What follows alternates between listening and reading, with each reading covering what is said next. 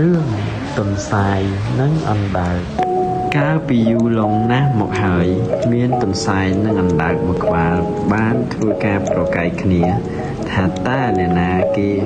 មានល្បឿនជាងអ្នកណាដោយសារតែការប្រកែកគ្នាមិនមានលទ្ធផលអ្វី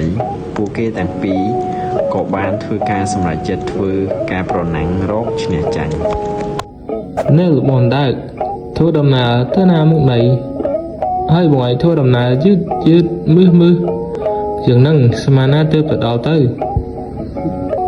អូខ្ញុំធ្វើដំណើរទៅទីលំនៅរបស់ខ្ញុំចុះបងអូនទន្សាយទៅណាមកណាបានជាមកនិយាយឌឺដងល្បឿនរបស់ខ្ញុំយ៉ាងនេះពេលចាប់ផ្ដើមប្រណាំងភ្លាមទន្សាយបានប្រើប្រាស់ល្បឿនយ៉ាងលឿនដោយរត់មិនសន្សំសំចៃល្បឿនរត់មួយសន្ទុះក្រោយទន្សាយបានគិតថាវាបាន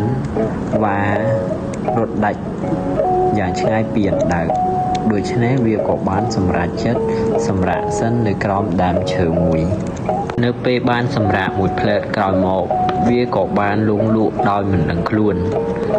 ដោយសារតែទន្សាយដេកលក់ដោយមិនខ្វល់ពីការរត់ប្រណាំងធ្វើឲ្យអណ្ដើកដែលខំវាយឺត